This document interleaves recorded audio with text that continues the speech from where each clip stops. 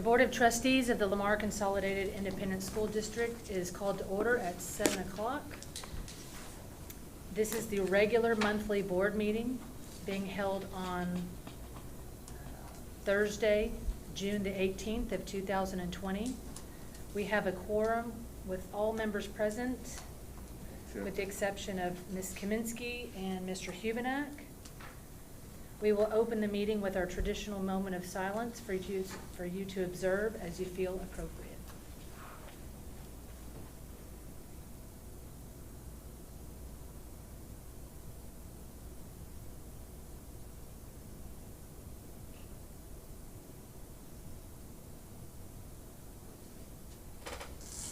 Okay. Now if you'll join us with the pledge to the U.S. flag first, and then the Texas pledge. I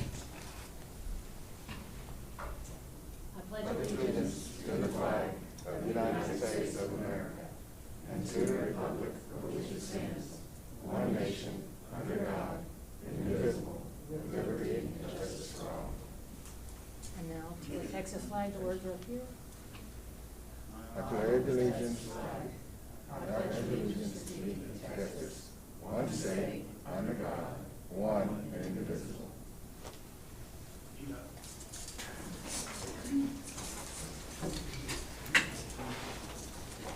Okay, Dr. Randall, do we have any recognitions this evening? Yes, Madam President. Our school board members dedicate themselves to serve as leaders in Lamar CISD. We don't often take the time to say thank you to these community servants, but we should. As we entered the 2020-21 school year, I want to pause for just a moment to express our appreciation for our 2019-2020 board president, Kay Danziger. Over the past year, we have also celebrated many successes in Lamar CISD, and these include state volleyball championship for Fulshire High School girls and the boys wrestling at Foster High School. Williams Elementary was named a TASB demonstration school. We were honored with a Region 4 Teacher of the Year finalist from McNeil Elementary, and we received the announcement of an A rating from the TEA. We also navigated several challenging months to close out the academic year with COVID-19. We're grateful for your guidance, your decision-making, and your thoughtful planning. Ms. Danziger, we all want to recognize you for your contributions as board president for the 1920 school year, and thank you for your service.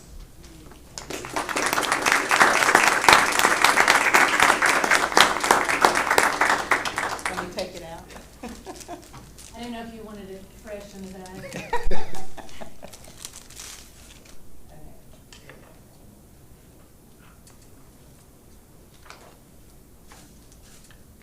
Thank you. Thank you, everyone.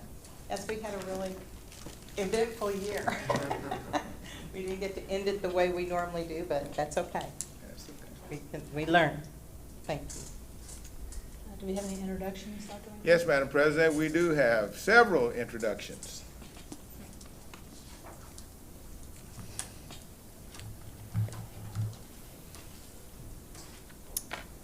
Our first introduction this evening is Cheryl Anthony. She is the new assistant principal at Lamar Junior High. She's a December 1998 graduate of Texas A&M University with a bachelor's degree in biomedical science. She received a master's in 2018 in administration and supervision from the University of Houston, Victoria. She has 8 years of experience in education, including 7 years of teaching and 1 year as an academic facilitator. Welcome aboard, Ms. Anthony.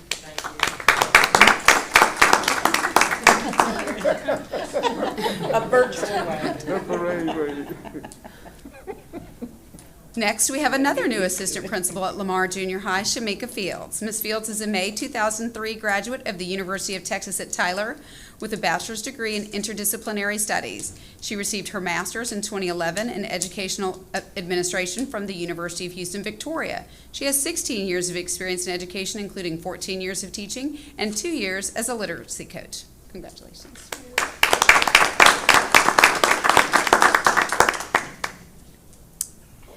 Next, we have the new principal at Hutchison Elementary, Sandra Glenn. Ms. Glenn is a May 1990 graduate of Lamar University with a bachelor's degree in elementary education. She received her master's in '07 in administration and supervision from the University of Houston, Victoria. She has 30 years of experience in education, including 12 years as an assistant principal in Alief and Lamar. Congratulations.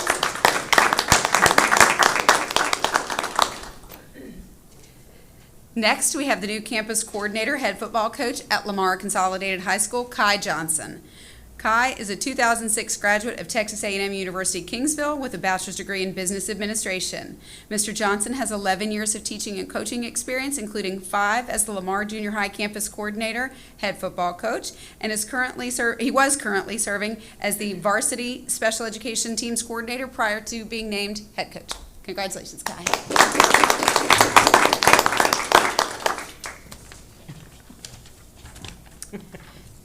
Next, we have the new assistant principal at Huggins Elementary, Kyle Little. Kyle is a May 2011 graduate of Lindenwood University with a bachelor's degree in business administration. He received his master's in 2017 in educational administration from the University of Houston, Victoria. Mr. Little has 6 years of experience in education, including 3 years of teaching and 3 years as a math facilitator. Congratulations.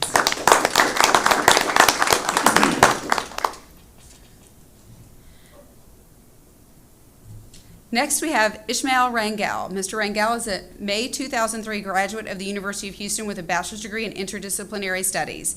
He received his master's in 2018 in educational administration from the University of Houston, Victoria, and has 15 years of teaching experience. He's the new assistant principal at Reading Junior High. Congratulations.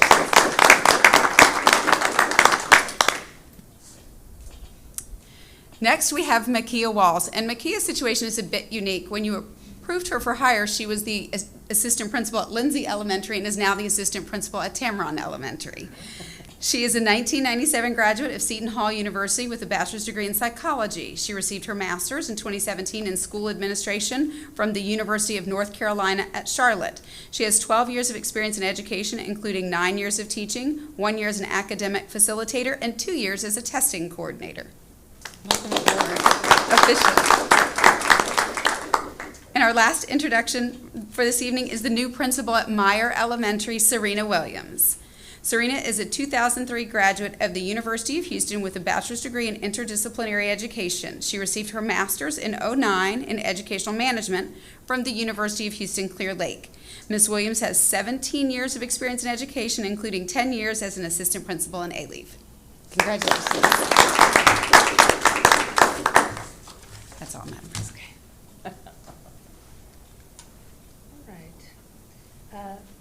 The next item on the agenda is audience to patrons. Ms. Vosick, do we have any? Yes, Madam President. We are now at the portion of the meeting when the board allots time to hear persons who desire to make comments to the board. Persons who wish to speak to the board must sign up to do so as they arrive, and they must indicate the topic about which they wish to speak. No presentation shall exceed 5 minutes.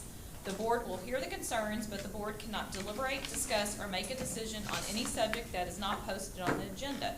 Persons who speak to the board cannot complain about a district officer or employee in open session. Such concerns are heard in closed session after proper posting of the agenda item has occurred. As you come forward, please state your name and your address. And our first speaker is Ted McCoy.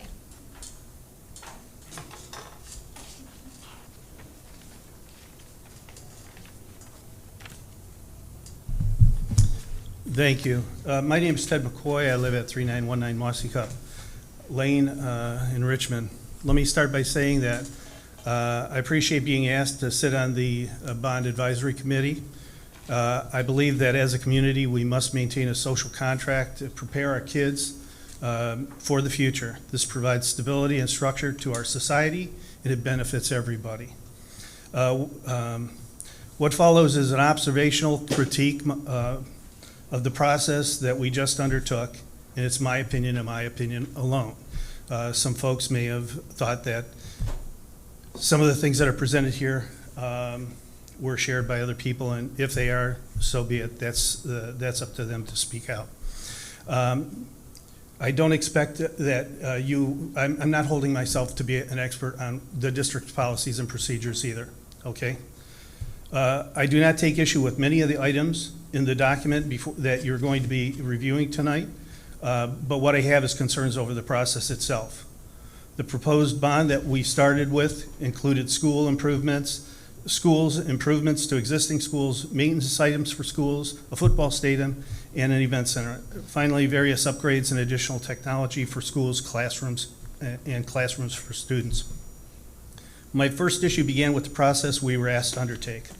The district administrative staff put together a needs list of items based on the growth of the current school capacities. Committee members were asked then to add items that they felt were necessary for the district. The group was told that the needs were based on the district's master plan and that we should not worry about that being the master plan. One issue here is that I could find no one who could say that there was a significant update of the plan since 2003. If the district has had no major rework of the master plan since 2003, then the district could be building nearly $1 billion through a flawed document. I'm sure that the district has undergone major changes since 2003 with all the growth that's occurred since then. Where are the changes in the master plan that would speak to how we continue to direct this school district? Next, we undertook a survey and voted on items based on our individual assessment of the district needs. The survey only polled the needs for those items in a positive manner, okay? Imagine you get a poll, and normally you're asked to give a 1 through 5 rating. 1, I don't want it, and 5, I want it a lot. Imagine you only had 3 through 5 to choose from. You didn't have a neutral, and you didn't have a no vote, okay? This flaws the process of what is or isn't possibly necessary, and it skews the thought process of the players in the process. It creates confirmational bias that some of the members of the board of the committee may have had, and those people who weren't given a choice to make a decision in a negative manner in that situation may have only pushed their thoughts forward because they had no other choice. Okay. I'm well aware of the impact that COVID-19 has had on our society and the district. However, the Zoom conferencing did not allow for a full discussion of all the items. It seemed as if the moderator was compressing the conversation timeframes to complete the committee work within a predetermined timeframe. During the process, voting on various issues, it was determined that and agreed upon an 80% approval rate to move the item forward to you. During the course of the process, that benchmark was changed to 75%. Without notifying all of the committee members prior to making the change. Further, there were several go-backs and multiple voting when this should not have been necessary. If the threshold had stayed at 80%, some $447.5 million would not be presented to you tonight, okay? Or they may not be presented to you tonight. They may be approved, maybe they weren't, maybe they wouldn't. But we'll never know because we went through this process that was elongated and people kept going back and revoting and revoting and revoting, taking another bite of the apple till someone got the answer that they wanted. I want to say it again, we have a responsibility as a society to maintain this contract with the next generation, to educate our children, and to build a sustainable society. However, there are limits to the spending that we can commit to this process. Mr. McCoy, we're at 5 minutes. Yes, we are. I have some further information that I'd like to pass to everybody on the board, okay, which speak further to my thoughts on this issue and outline some other areas that I think as a board you need to consider before you go through another one of these processes. Okay, thank you. Okay? Wanna pass it on? And I'll pass that to, You'll get that to me. okay, thank you. Thank you.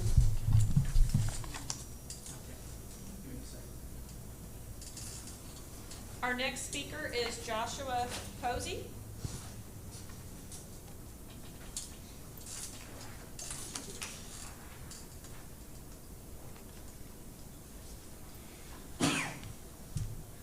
Good evening, everyone. Thank you for allowing me the opportunity to speak to you all today concerning Huggins Elementary safety. So I have some handouts here, some visual, if you all want to look at them later so we can understand further what I will be discussing. So in September of 2019, concerns regarding the safety of the front entrance of Huggins Elementary was addressed during the Friends of Huggins board meeting held at the school with Mr. Hunt and Huggins principal, Ms. Cunningham. We appreciated the quick response and were happy with the temporary fix, with the understanding that the addition of the vestibule would be presented at the LCISD school board.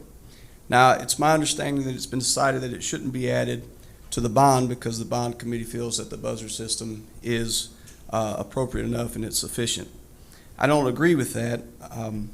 So I would like to very quickly mention 3 points and personal experiences my wife had with our daughter who attends this school. The first point, upon arriving at the front entrance doors, my wife was let through the doors by another parent that was already buzzed in. One could say that, well, we can be looking at the individual, and if they pose a threat or not, we take into consideration. But we're living in a day and time where we unfortunately have to be always on alert and keep an eye on our children. The second concern or alarming situation is when my wife was there to eat lunch with our daughter, and after being buzzed in with the current system, she was waiting alone in the lobby for our daughter to walk through with her class, as I have done a couple times as well. And while this is very polite of the child, there was a child there that opened the door for her, let her in, or was going to let her in, but obviously she didn't go in because, we want to take the proper protocol.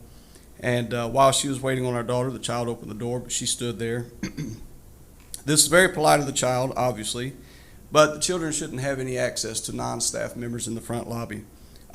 Students have to walk through from the restroom to the cafeteria, back and forth.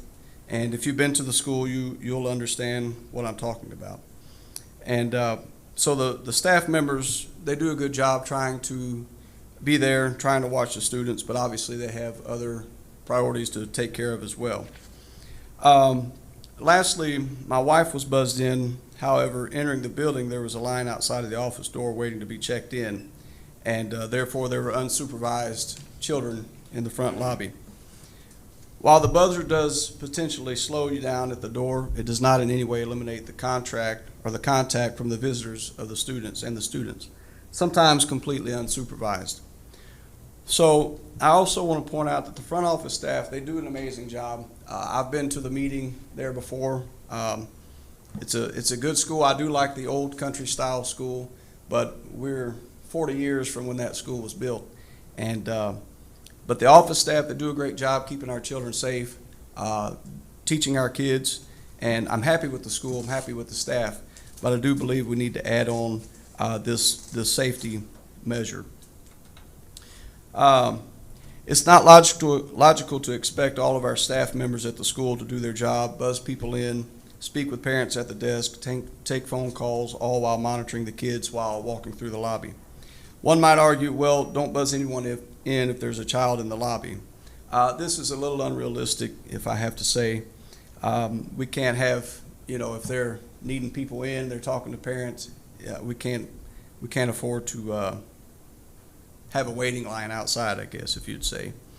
While the growth of Huggins due to new neighborhoods such as Vanbrook and Polo Ranch will be coming soon and has grown there already, we're going to see an influx of students, meaning more foot traffic in the lobby.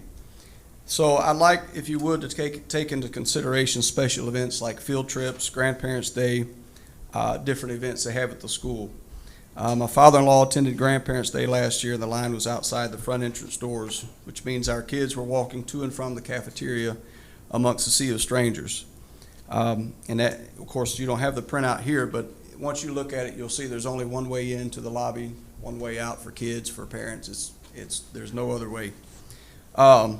While we'd all like to think parents and grandparents visiting have the kids' best interests at heart, we have to take into consideration as well others who come through the door, such as vendors, mail delivery services, etc., coming in contact with our children.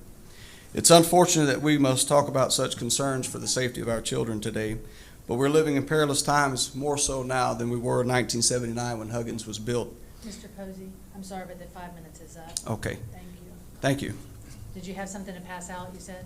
Yes, so if you will, just take time to look at this. You'll kind of get a better idea of what we're talking about here. Thank you.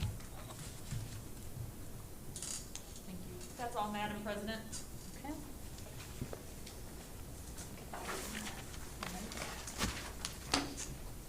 Okay, so the next item is the approval of minutes.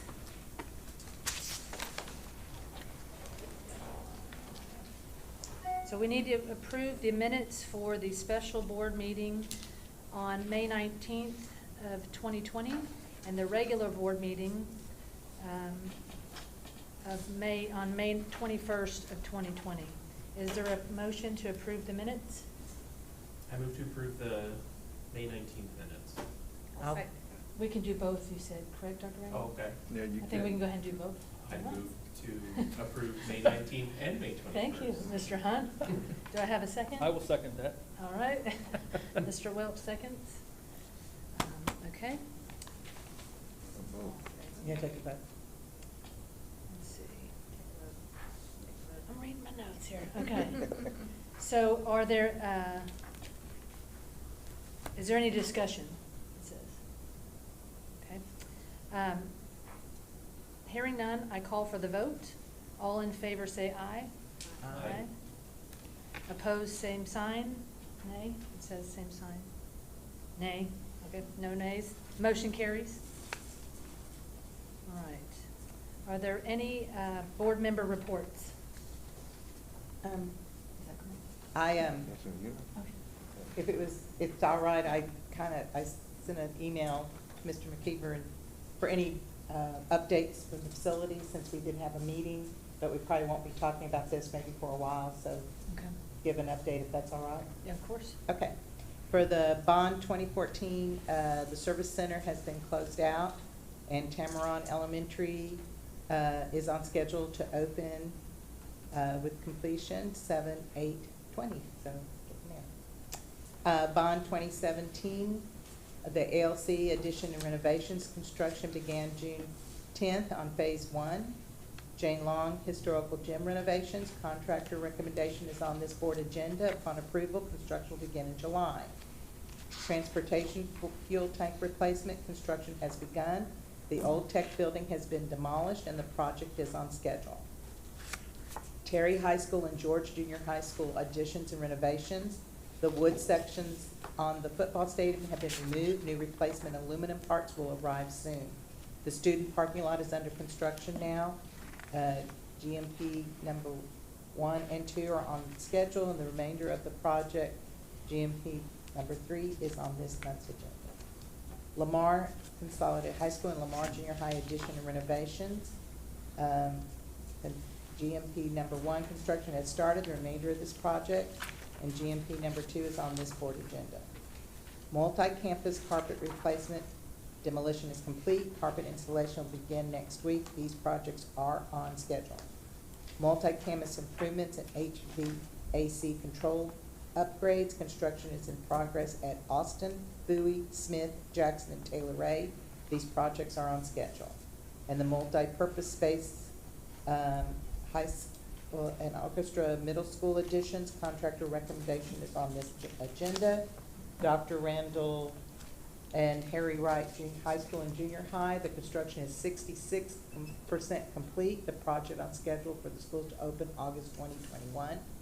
Trailer Stadium press box, construction is in progress. Steel, masonry, and framing are complete. Project is scheduled to be complete in August of 2020.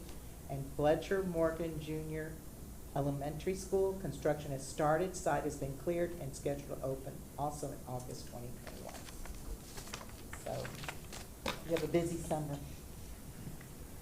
Thank you. I'd like to mention that there hasn't been a lot of activities to go to in the last couple of months because everything's been shut down, but I was fortunate enough to where my personal schedule aligned with 2 campus car parades, and I really enjoyed going to those, George Ranch High School and Velasquez Elementary. And I was really touched by the emotion shown at the Velasquez departure, and those fifth graders coming through, and especially the teachers, they aren't gonna see those kids anymore, so just wanted to mention that and say how much I appreciated going.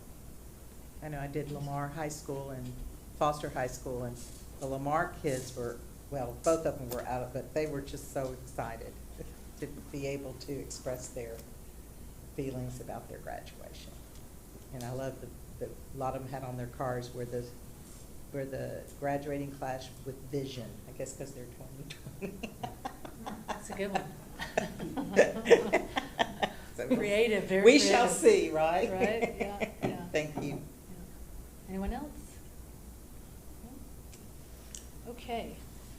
Dr. Randall, do you have any superintendent reports for us? Yes, Madam President. First of all, the Series 2020 refunding bonds, Ms. Ludwig talked about Tuesday, went to market yesterday, and all 90 million in variable rate bonds were refunded at a 2.705 fixed rate. This could represent as much as $40 million in savings over the life of the bonds. And so congratulations to the municipal advisor, underwriting team, and the finance department. There will be an information item in the next board packet giving full details after the closing of the transaction. We still have to, you know, just like a house, you gotta go and close, and so we've got a little more to do yet, but that is very, very good news. We also had been talking about a July board meeting, and what we have asked is that if the board would allow for us to, once we get a little bit further with the information with our transition team, if we're able to move a little faster, to then request if the board could call a special board meeting so that we can come in and run by the plans with the board and let the board approve, and then we can get it out to our community earlier. So without giving a specific date like the third Thursday, we would prefer to, if we can move faster, we can move it up. If it takes a little longer, then we can adjust it. And that's all I have for information tonight, Madam President. Thank you. Okay, so now we are on the part to create a consent agenda. So I will go through the list of items. Okay, so I'll start with A1, A2, A3. I'd like to pull that one. A4, A5, B1, B2, B3, B4, B5. We need to pull that one, correct, for the resolution. B6, B7, B8, B9, B10, B11, B12, B13, B14, B15, C1. Okay, so we're pulling A3 and B5.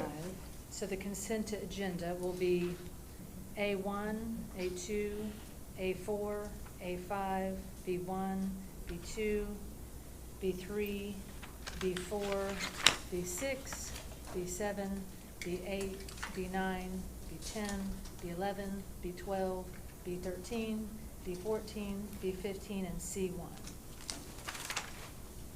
right. Is there a motion to approve the consent agenda? I'll make the motion to approve the consent agenda. Ms. Danziger to approve, and a second? Second. Who wants it? Alex. Okay, Alex, all right. Mr. Hunt seconds the, I thirded it. the motion. Any discussion? Okay, hearing none, I call for the vote. All in favor say aye. Aye. All opposed? Okay, none opposed? Okay.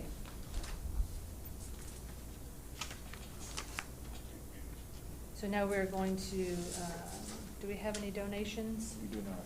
Okay, we do not have any donations. We have a resolution to read, which is B5 on page 140. We actually do not have any resolutions. It's to, That's just, Oh, that's not the, that's right, we don't have any. this is the delegates. so we don't have to do that for that? That's Okay, correct. gotcha. So that's just part of the, let me go back. Okay, got it. Okay, no resolutions. If the board is okay to consent, we can go ahead and hear the bond committee, the presentation now. That's fine. Huh?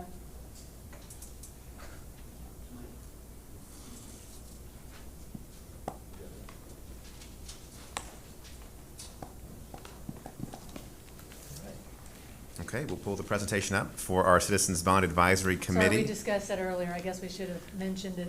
We were trying to let you go first. You didn't have to No stick it out worries. the whole time. We have Shannon Stavanoa here, who was selected by the committee to talk a little bit about the process. And if you have any additional questions, staff will be standing by.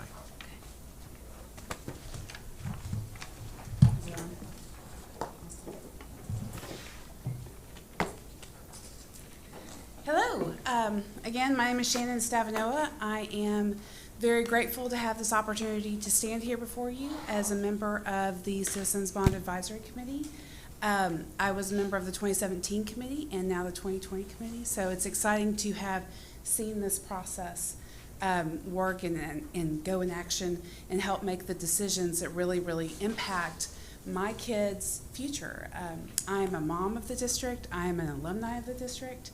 My parents retired from LCISD, so I have seen Lamar Consolidated grow from just Lamar Consolidated High School to when my dad was brought here as a head baseball coach and Terry High School opened, to what it is now. So it's super exciting to be part of this vision and the way we can grow exponentially. So a little bit about the bond committee. Again, privileged to sit on the committee with so many community members. We had, appointees from you as trustees. We had 28 community members, 8 campus administrators, and 10 students participate in this bond process.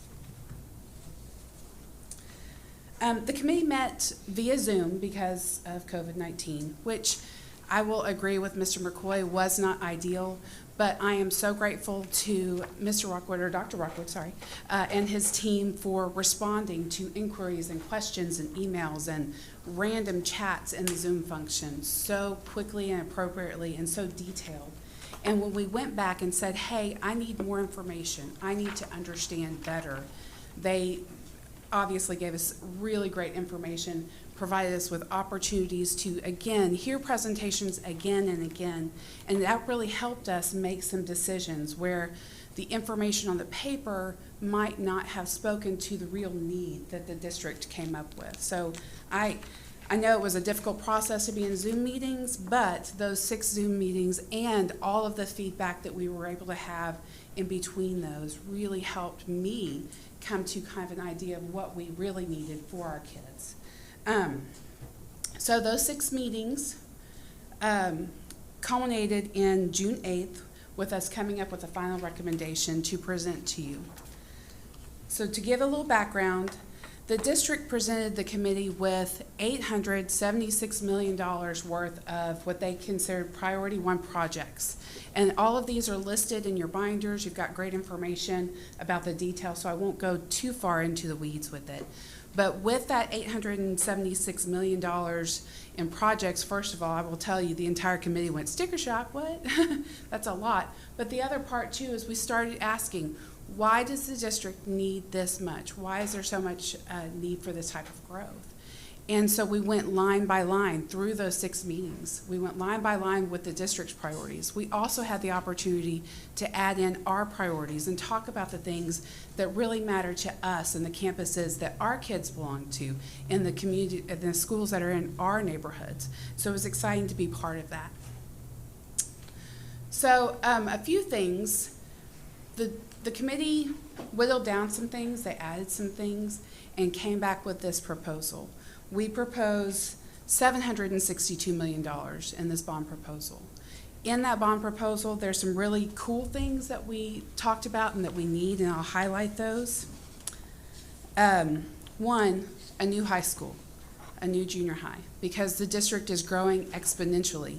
And honestly, I've watched it for years and years for us chasing this growth to make sure that we are working within our master plan principles of small community-based elementary schools, smaller high schools, so that kids have the opportunity to participate in so many things and not just be limited by huge, overwhelming schools, right? So there's a new high school. There's a new junior high. There's a middle school that would go along, which I don't know what color it is. I'm going to go with the green color, the green track, to go along with that. There's 3 new elementary schools, again, that exponential growth, and all those new families coming in. We've got to have a place to educate these kids, right? It also addresses transportation with a 3rd transportation facility, and also building a new police station for our new police force. It also, so this is something that is near and dear to my heart. I told you I was raised by a coach, right? I'm also a big fan of Friday Night Lights. And to do Friday Night Lights in one stadium is really, really hard for 6 schools, much less 7, right? So this does also include a new stadium. Again, when you have 300 kids in a band program, as a former band booster president, when you have when you go to a Friday night football game, or you go to a marching contest, or your kids participate in one of the many youth football and soccer leagues that use our stadiums, you realize that there is a need for this community to be able to come together in those spaces and for us to be here in our community. And since I graduated at Traylor Stadium on the football field, I also have a lot of love for that stadium. I think it's really important for us to consider that in this. And then the other big piece is land sites, so that we have a place to put all these cool things that we need for our district to grow. So, a couple of things, I'm going to go back to it. The committee did actually look at some of the district's priorities that they presented and remove some things that the board should be aware of. The district had recommended an event center, a community-based event center. The committee felt that there was an opportunity for a public-private partnership, or there was an opportunity for Fort Bend County to take on this type of convention and event center that may be better suited for us, that we would still have that opportunity to use. We all admire and covet the Berry Center or the Merrill Center, but is that really the best thing for the district to undertake this year? It also removed orchestra rooms and reduced the amount of money in the land line item. It did replace those things with a couple of items. Renovating the Travis Elementary Library, which is a big deal because that is not up to even the minimum standards of the TEA for us. Upgrading the Lamar Junior High and George Junior High football fields. Additional classrooms for 1621 Place. The committee felt that the 2017 bond didn't do enough to address that expansion and that need. Adding fencing along Ray Elementary. And also, from a security perspective for Huggins Elementary, access and controlled access and support for the students that are having to take class in those portables to get into the building to use bathroom facilities, those types of things. So adding a level of security for those families. So with that, again, you receive binders with very detailed information about the process, with the list of projects that were considered, both that the district submitted as well as projects that were recommended by committee members. So does anybody have any questions about the proposal or the process? From what I understand, the bond proposal came to you out of this huge mammoth document. Did you read this document? I read most of it, yes, sir. Do you think most of the committee members read this document? I think that most of the committee members, probably in the same respect that I did in 2017, reviewed line by line things that they felt were a priority, but they might not have detailed out some of the recommendations. And I'll pick on technology. It's something that I don't know that much about. I know we need it, and so much more so now. But I have to go with the experts and their recommendations. And so if the experts are telling us that we need to replace these laptops, and if the experts are telling us we need to do X, Y, and Z for our district to grow, then I kind of take it at face value. So the recommendation you guys are making to the board includes everything in here that are priorities 1 and 2, is that correct? It does not include everything that's priority. The committee. Except for the ones that were removed. Correct, yes, sir. Yes, sir. So, do you know if any committee members visited any of the schools? We were given the opportunity to visit the schools. I do not know personally if any committee members did visit the schools, but we were given the opportunity with social distancing to be able to visit if we needed to. So you guys are recommending we add a library to Travis Elementary, $2.7 million. Yes, sir. So this book recommends priorities 1 and 2 for Travis Elementary at $6.1 million. Correct. So we are going to spend almost $9 million on Travis Elementary, Yes, sir. which is a really old building, Yes, sir. and it's right next to another school. Yes, sir.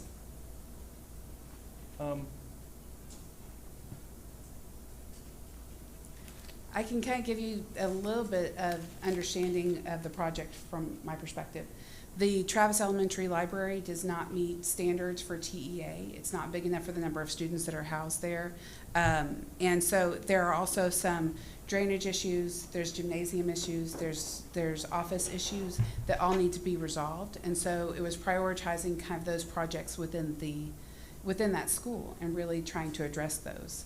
As far as, and the committee actually did discuss, does the enrollment and the future projections actually warrant having 2 schools right next to each other? And there's a lot of history there. So again, some of us oldies know that history. And so it's does it warrant 2 schools? There was even discussion about putting $5.5 million into the bond to combine Ray and Travis and build a new elementary school to warrant that. But did that meet our master plan principles to keep our enrollment at below the 750 for an elementary school? So there were lots of those questions that were brought up, and I think that the committee overall felt like the renovations to the existing campuses and support of the existing campuses was probably the easier path.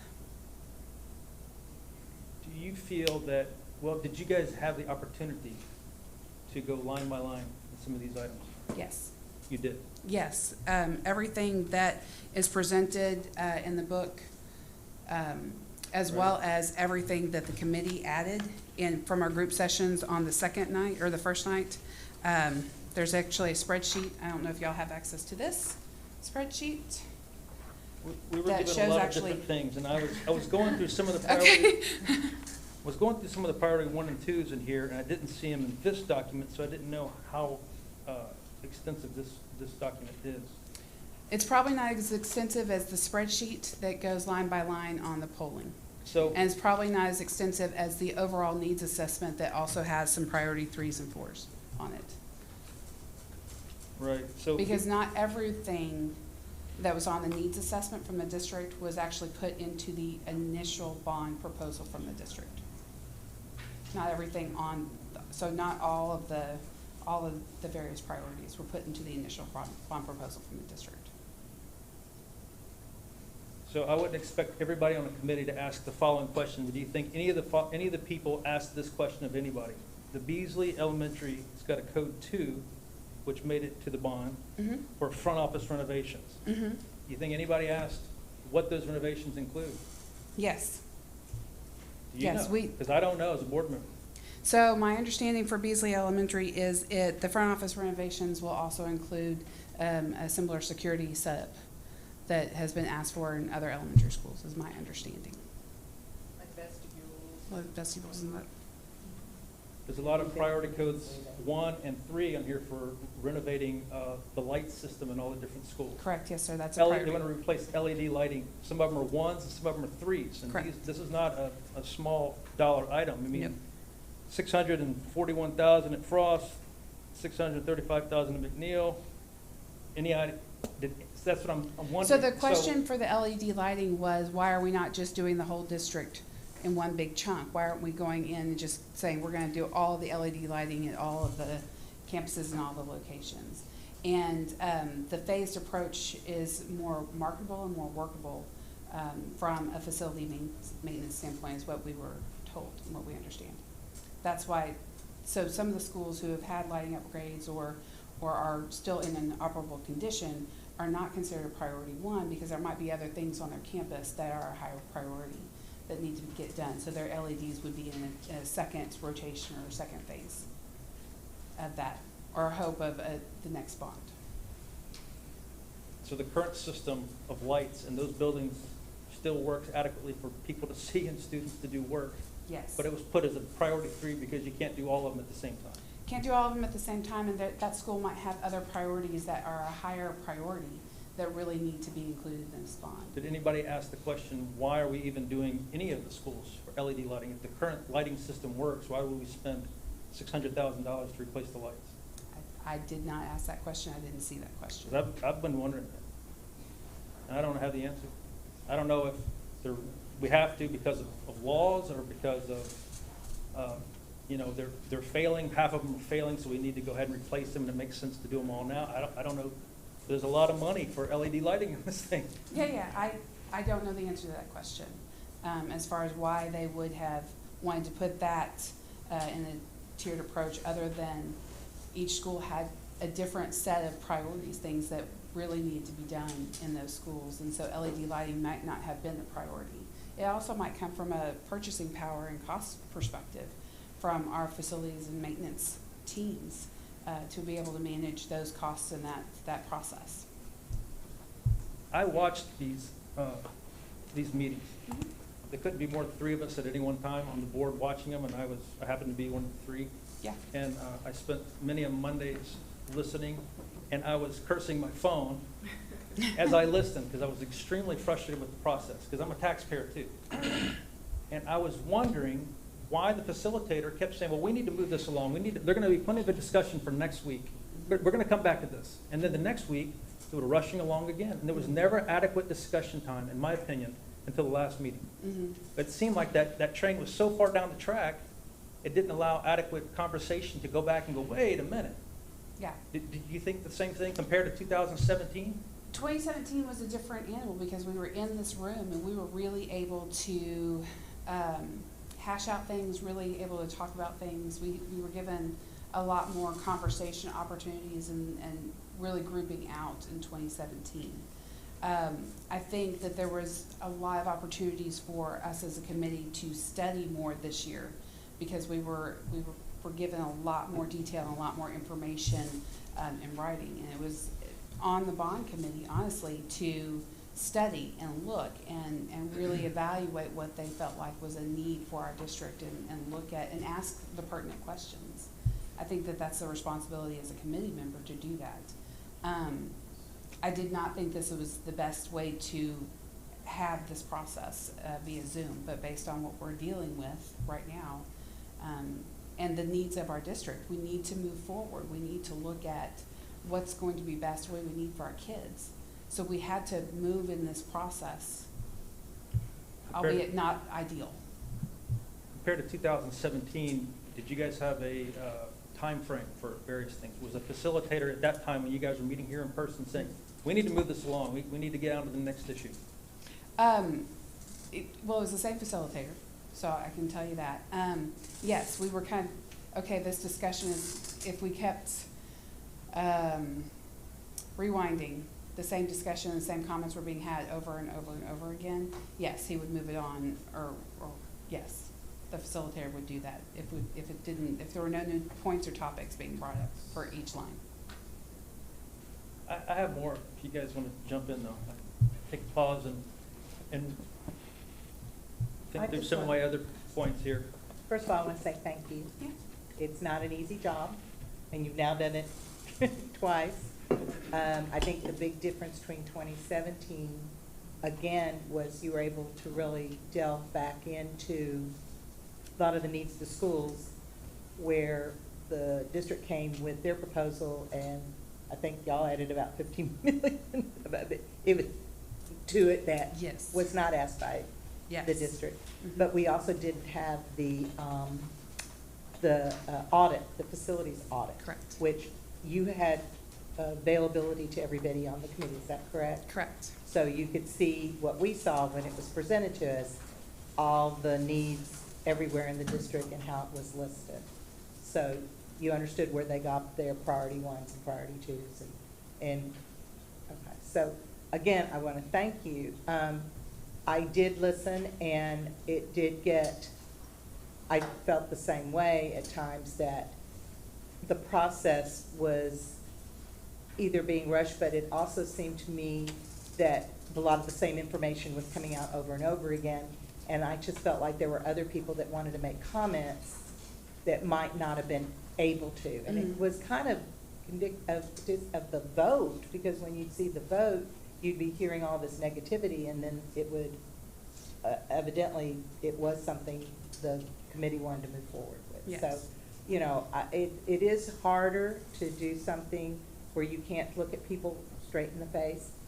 Did you feel that the information that they were giving to you, because I saw a lot of the questions and comments, that it was made it easier to understand, so that when you went back to the next meeting, you had your questions ready, or you could be able to move forward in the meeting? There was did so that much help? value from the district employees. Just going through the chat, I would never want to do that in my life. Just going through the chat and really kind of calling out and getting those questions and getting them answered in a very timely manner. I felt like that process was so much smoother this year.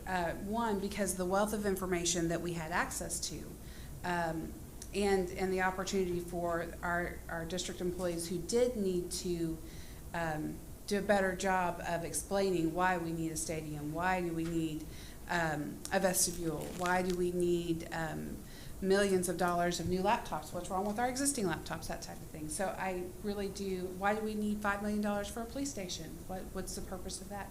I think that the opportunity for the district to really explain to the community members what the need was and how this meets the need was much better in this setting. I think for anybody, it can be intimidating to talk to a computer screen. And I think for others, it's really intimidating to stand in front of a room and talk to anybody in front of a room. So I think it was a really good opportunity to have documentation and to have that feedback this year that wasn't as readily available in 2017. So 1621. 1621. For those who might not know, 1621 is a place where people who have not finished high school, who are age 16 to 21 years old, can go back and finish their high school diploma. Yeah. It's a great idea, great program. Yes. You guys added expanding 1621. Correct. Yes, sir. You know that 1621 is moving to the new ALC Center. Yes, sir. So this money is to expand at the new facility that's going to already be built, Yes. because the current proposal for 1621 is not big enough. Correct. Yes, sir. And that was something that we knew in 2017 when that discussion happened during the bond committee, is that this would be a Band-Aid for the enrollments and the requests that we have for 1621 services in the district, because it is a huge need for our population and for our district to be able to serve those students so that they can complete their high school education. You know, sitting in a classroom is not for everybody. And giving the opportunity for these families and for these kids to be able to complete that or go back if they've made some hard choices is super important. So in 2017, the discussion was actually for twice the size of what was proposed for 1621 in the new bill. And so there were members of the bond committee that felt like this is something that we need to go back and remedy this year, is to really add those classrooms that we felt like were cut in half. Do you think that most people on the committee understand that 1621 is currently in a shopping center, and that next year, it's not this coming school year, but the following school year, it's going to be in a new facility? When Yes. they agreed to say, yes, we need to expand, we don't need to build this, because this is what we were told we were going to build. Mhm. We need to make it bigger. We need to make it bigger. You think most people on the committee understood that? I'm getting to the process. Yeah. I'm not getting to the criticism of 1621. Yeah. I love the idea of 1621. I can say that I understood that, just because I've been involved in both years, and I think there are many committee members who are involved in both years, or both bond committees that would understand that. And if you've ever had a kid go through it, then you would know that. That recommendation actually came to us from two different district employees and some parents that were on the committee. So that was a committee ad. It wasn't something that the district recommended.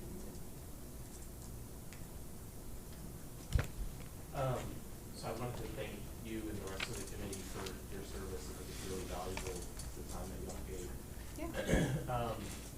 Mr. Welch mentioned that he sat back and watched all the meetings. And I wasn't on the actual Zoom meetings. We can put them on YouTube. So as a taxpayer, as a parent, I watched them too. And I think that probably a lot of us that are up here probably watched them too. And the reason that I say that is that the frustrations that a lot of the committee members had and the comments that they made, I think that those resonate up here. We've heard them, and they're lodged up here. And so I think, you know, I can just speak for myself, but I definitely get it. And the meeting format didn't lend itself to a lot of robust conversation, and I sense the time crunch. But the good thing is that we don't have any type of time crunch like that here, so we can delve in a little bit deeper. One thing that might be helpful for me, and I don't know if today is the right day to do that, and is I would like to go one by one, because you know it has each of these items, and I know that we did that when we first did the facilities plan. We got a rundown of all of the things that were suggested as priority ones, and we went over the bond. I think Dr. Rockwood did that presentation, but I'd like to do that again, where we go one by one, and we're allowed to ask questions and have conversation about it, because there's certainly some things in here that I think we delve into. So, yes. Actually, they are just presenting to you their findings. Right. And the board can have multiple meetings to go through every bit of that information to validate what they're recommending or make changes, make adjustments. They are just the community group that looked at this, and they're sharing the information with you. At the end of the day, this board is the one that will make the determination about what's in the bond and when the bond is called. And I think that that would be an appropriate time for the board to have on a board meeting agenda where we literally can take and walk through, if necessary, item by item. Because I think that then when you all are in your dialogue and going back and forth, you have an opportunity to dig in deeper as to the why that something was either put on or not put on. And then ultimately, you will determine what you want to put on the bond and when and if you want to call a bond. So that you're exactly right. Ms. Davinoa has just given you a report tonight about what happened, and you'll have an opportunity to really dig into that, and you will control your process. Good deal. I do have one question about the stadium. So I think the stadium was listed at 82 million. 82.7 million, something like Yes, sir. that. Which I just hit up Google and looked at the most expensive stadiums in Texas, and we would be towards the top of the list. Yep. In the bond committee process, did y'all discuss what we would get for $82 million, what the stadium would look like?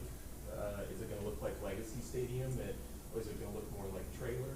Did y'all get into those types of details? So we did not get into the nitty-gritty of what $82 million would look like, but that question was asked by me. I'm like, are we gonna have the good scoreboard? You know, is it gonna be a 3-story press box? All that good stuff.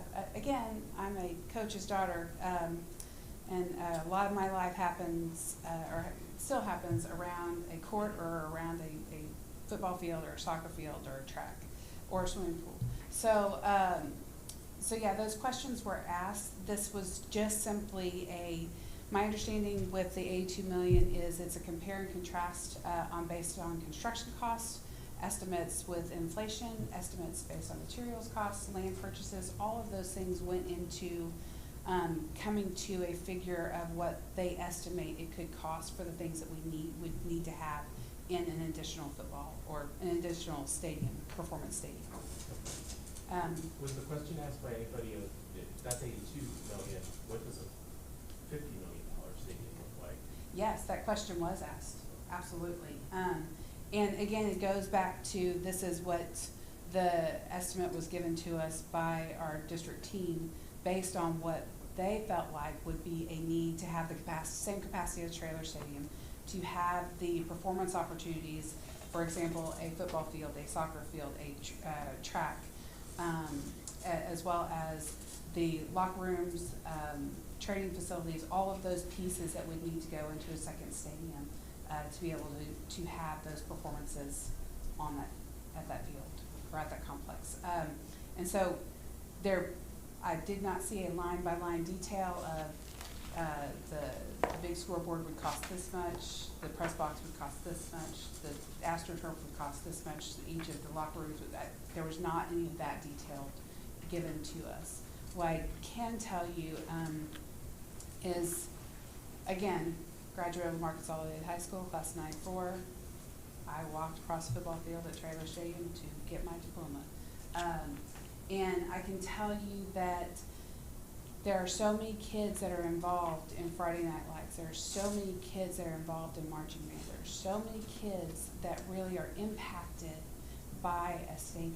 And just from a utility, from a scheduling, from all of those pieces, it's important that we have the resources to have that second stadium. And you're talking to somebody who was opposed in 2017 vehemently and adamantly in 2017 for adding a stadium on the bond.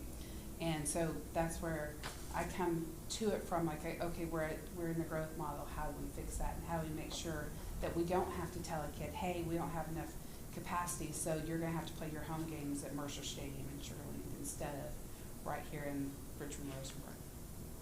So, yeah. Has there ever been any thought of building out the, because every school has their own JV fields, and I think every school's got their own fancy baseball field, if I'm not mistaken, or at least a very nice facility. I've always wondered, could we not build the facilities, the football facilities at every school a little bit bigger to accommodate the typical home game? For the big games, we would come to trailer. For the playoffs, for the district rivalries, where you would, I've always wondered that, and that's not something that you necessarily did answer, Yeah. but I mean, it would still give the idea of the Friday Night Lights and the sensation of, you know, high school football. And I don't know the feasibility of it myself, just, and I will speak from when my kids were in marching band, and the Lamar Consolidated High School marching band had 330 kids in the stadium. If you go to Foster High School, if you go to George Ranch High School, the second you put that band in that stadium, there's no place for spectators. And I know Terry High School has a similar band, Foster High School has a similar band. I apologize, I don't know about Fulshire and George Ranch, because those are not my schools. But, so, I think that while that's a great idea, and I love, trust me, love having that home field advantage at Trailer, even when we were playing somebody in our own district. It's still an advantage, right? Love having that. I think it would be great, but I don't know from an economic standpoint, I don't know what that looks like to increase the stadium capacity at every one of those schools to do that. I don't know. And to be fair, until y'all approve it, the Lamar complex does not have a junior varsity performance complex. It will, once y'all approve it, once y'all vote for that construction phase. But, and that was in that was an add in the 2017 bond as well. So. Well, thank you so much. Does anybody else have any other questions? I appreciate, that was an excellent report. Appreciate it very much. Really did appreciate it. Can we turn this off, Mike?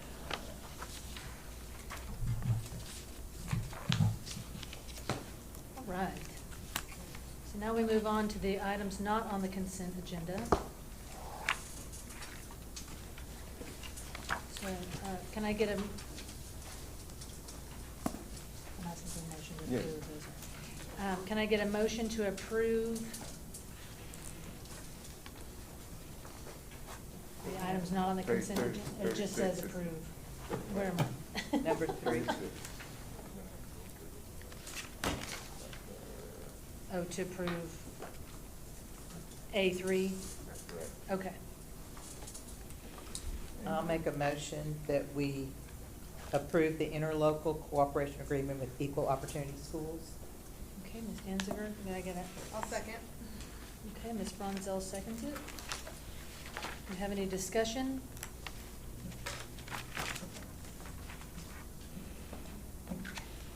No discussion? Okay, I have discussion if nobody else has discussion. Okay. So everybody should have, all the board members should have this page on their desk if you want to grab that.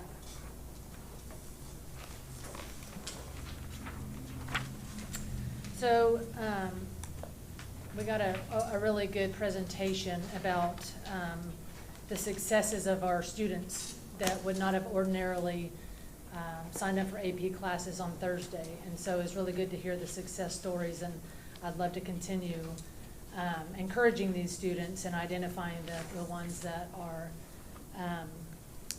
would not normally sign up for these classes. After understanding that we've been contracting with this and paying this company for 5 years, I feel like we have, after going through the questions from the workshop, that most of the majority of the reports and the benefits that this company offers to us, we could do on our own, and we could sustain the program in-house. So something that was brought to my attention, that was, I shared this with Dr. Randall in our meeting, was disturbing to me, and so I wanted to share it with you all, and the board has a copy of this as well. So one of the resources that EOS sent out to our staff was, part of it contains something called Confronting White Nationalism in the Student Body. So it says, in an era where xenophobia, racism, and national instability are as palpable as ever, our students are counting on us not only to fully address harmful global events with purpose and compassion, but to also provide them with a productive and safe space, a learning environment where they can thrive. For students of color, particularly those who are already falling behind due to the digital divide that has been intensified by the COVID-19 crisis, this fact is non-negotiable. In moving education to the virtual space, a place where the white nationalism is able to clothe itself in and draw power from anonymity, it is crucial to have a plan in place to respond to white supremacy when it reveals itself. As educators, it is our responsibility to create a virtual learning environment for students that is free from racial terror and violence. Then it goes on to say, what is white nationalism? According to the Southern Poverty Law Center, while white supremacy is a system designed to maintain control of oppressed groups, white nationalism is described as a bigoted social movement that is primarily centered on the alleged inferiority of non-whites.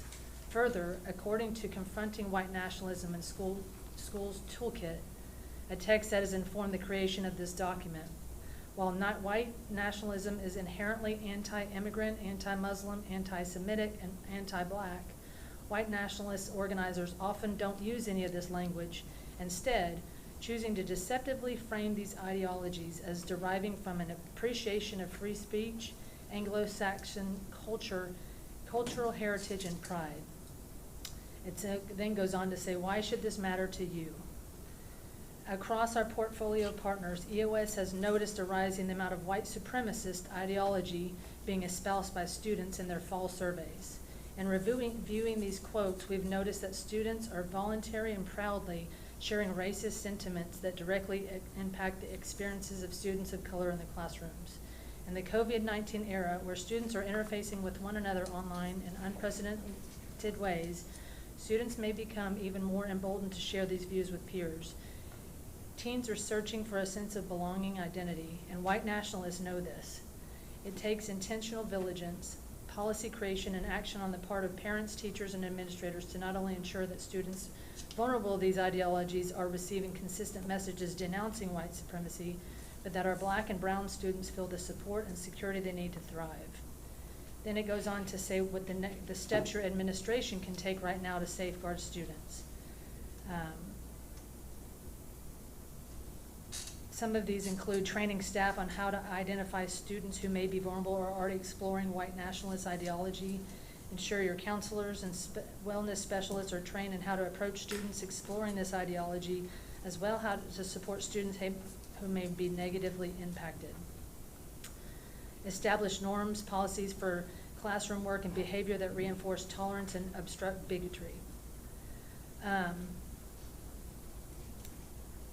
I think it's a great idea, and I'm all for pursuing and continuing to identify students who would otherwise not have signed up for AP courses.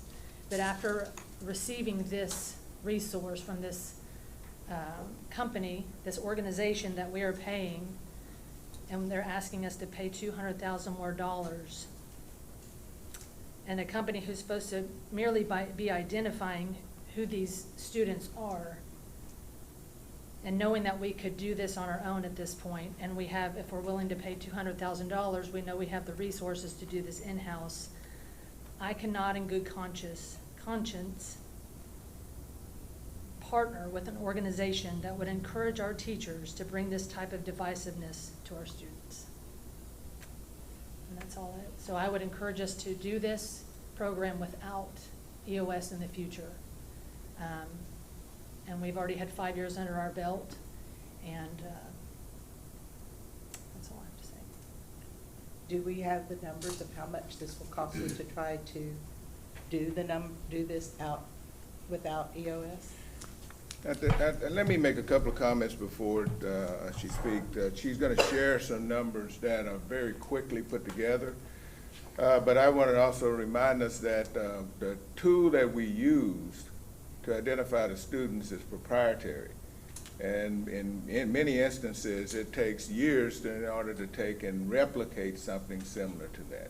And they did try to put together some numbers very quickly for you. Madam President and board members, Mr. Moore, we have convened together and have done a proposal of what we anticipate the cost would be if we would move this work in-house at this time. Good evening, Madam President, honored board members, and Dr. Randall. Based on the quick turnaround we had to consider this and to make estimates, we currently believe that we would need 3 positions within the district to be added. The first one would be in-house development and maintenance programmer and analyst for information services. The responsibility of that person would be the creation and ongoing maintenance of background database services, technical support programming, software development.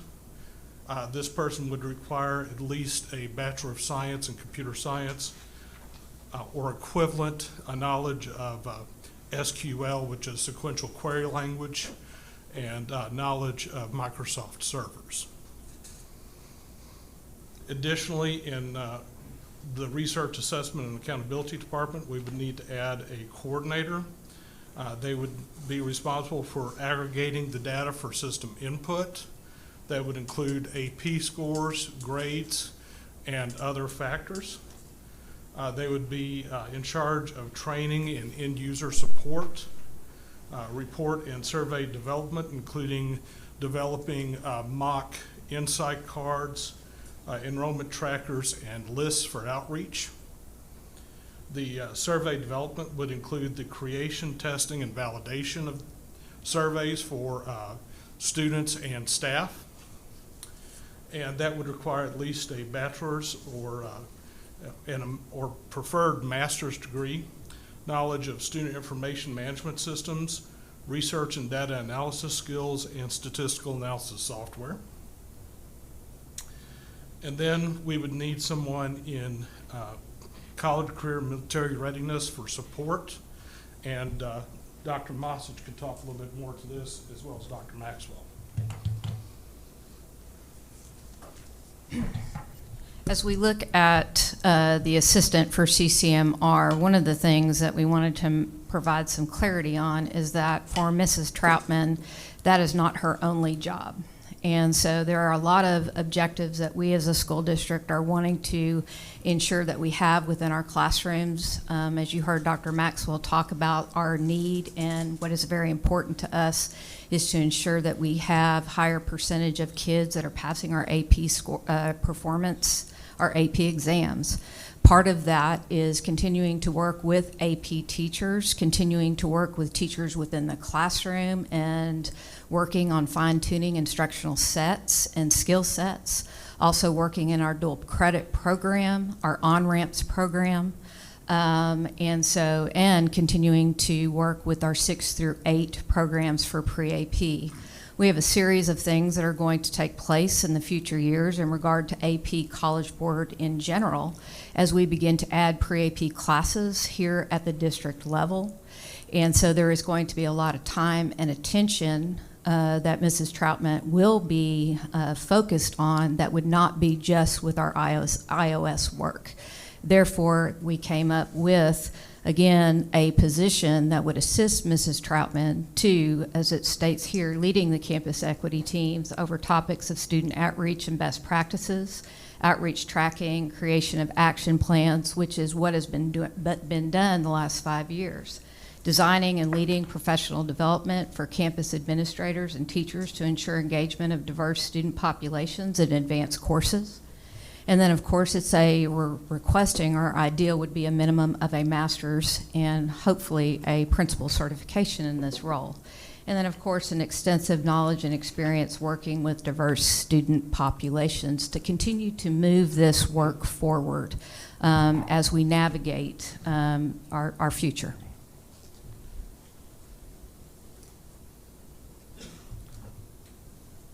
In addition to the anticipated personnel costs that we've outlined,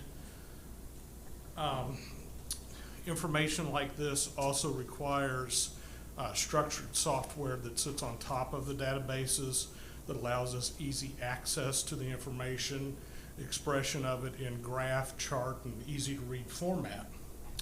And that would require some kind of supporting software such as Tableau, which we're estimating at a cost of $42,000 a year.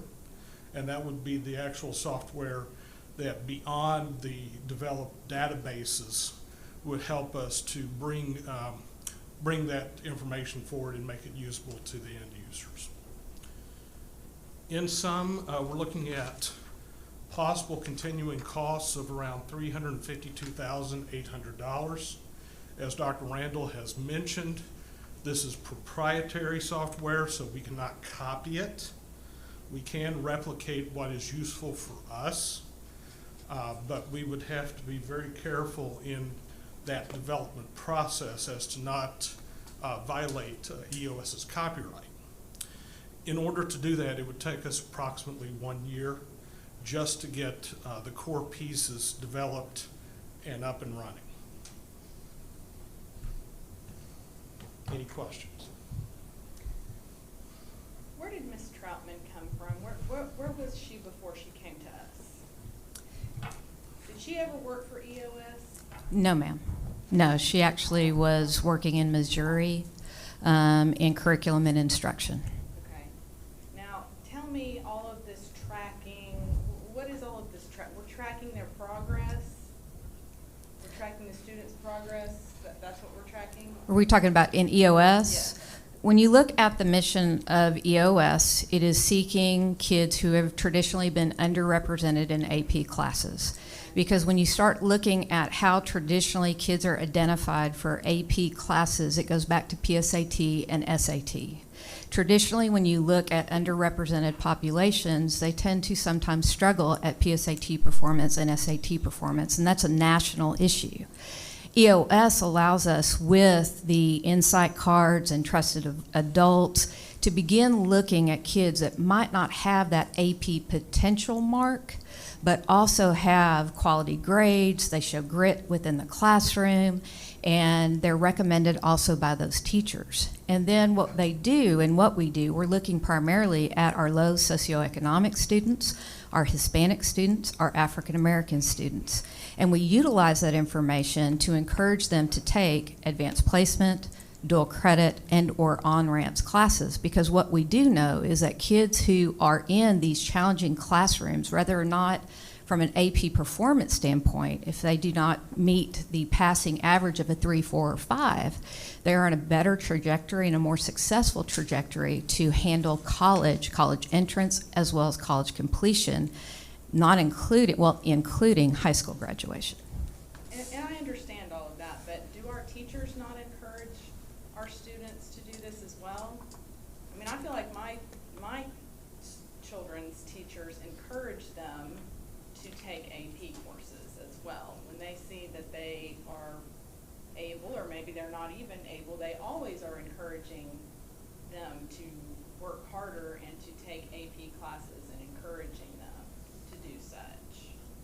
Correct. So I guess I'm a little bit wondering why we would need another source to do that as well.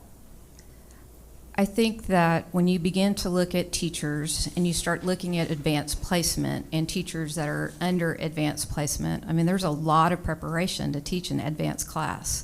And relationships obviously are important. This provides us another lens. We have been doing this historically. Teachers have been supporting kids to take advanced classes. But for some of the kids that we're identifying, they have no idea that they even want to do that. And having that personal touch and personal encouragement that we're identifying allows us to systematically be able to identify those kids to encourage them into these challenging classes. So yes, I think it's double. I think that having, as our counselors also do with us, help us provide encouragement to our kids and teachers, this is an additional piece that has been quite successful for us to ensure that we have more kids in our programs. I think what is a part of the process, I must say that we haven't always had these kids invited to take AP courses.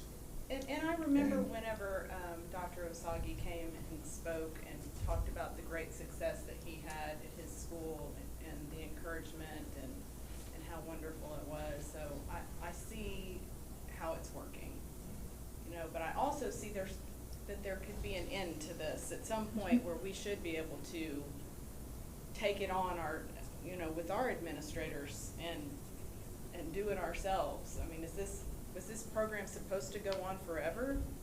I guess I don't know. Is there a plan for it to end at some point, or is it supposed to go on forever? I think as long as the gap is open, I would say we would continue to work toward closing the gap.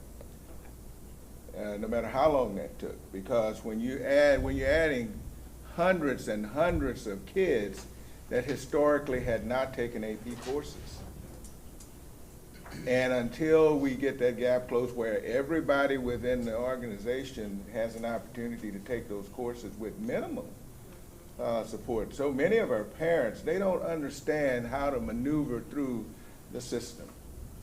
And whereas I could assist my kids very well to make sure that they were taking those challenging courses, we have a lot of parents that didn't understand that. And what this program does, it provides that type of support. The program is not espousing any particular thing other than the way we use it here, is that we identify these kids, they get a trusted adult that is assigned to those kids that ultimately is supporting them. And when they take those AP courses, because at one point there were some that didn't feel like, can you believe that these kids were capable of taking these courses? They took the courses and they were successful on the AP exams. And a big part of that was because it was a major focus. And I would say at some point, hopefully we would be able to take and move more toward that type of program. But as he mentioned earlier, we're talking about a significant investment, and we're talking about we will lose a group of kids while we are trying to pivot to another program. The trusted adult, is that a Lamar staff person or a volunteer? No. Trusted adult is an adult in their building, a teacher or a staff member. Yeah. So I'm trying to piggyback. So that presentation up there assumes we have to that the EOS contract would expire and we have to replace it. I guess I'm asking a similar question to Mandy. Our professionals in our building, I mean, we are not a majority white school district. We are not a majority, I don't know about majority, we do not have all Anglo-Saxon middle class, upper middle class principals, teachers. We have all different colors running our schools. We have all different colors in our schools. So this seems to just focus on what those kids are capable of. This program helps identify them, but this program doesn't help them advance. It's our professionals in our district that do that. So I guess I'm wondering what Mandy was thinking is the whole system is set up to push kids academically, to tell those slackers you're better than this. I was a slacker. I had a teacher call me out in 11th grade. She knew I was underachieving. It seems like our schools are already set up to do that because we're trying to prepare them for life. And our teachers have passion. That's why they're in the profession. And I guess Well, I have a question that might help. Yes. Okay. I took it that, and maybe I'm wrong with this, that the support, one of the supports that EOS does is help train those teachers to see certain things that they might not have looked for before and identified. Because when you don't, if they're not in an AP class and you have a group of students, you might see and realize, oh, that what that child is doing or what that student is doing or how that child answered that question or the work ethics, that is an aha, maybe this child needs to move forward. So is that part of the support of the program to help train our teachers to see some of these, qualifications that they might have missed? So part of it is the identification that you're talking about, and many of the way that EOS collects the information is gathers it very quickly in the survey so that we can see what students are wanting to do with their lives, what are their passions, what are their mindsets, do they have any idea of what they want to be, to allow teachers and trusted adults, which could be teachers, could be counselors, could be administrators, to have very candid conversations that we may not know that information from the students. We have a lot of students in our high schools, and we have a limited number of staff because we have a limited number of staff. This gives us quick access to identify students based on what they want to be, where they want to go, attributes that we may not see in the classroom because we may have some quiet children. We build relationships where we see a lot of kids as a high school teacher.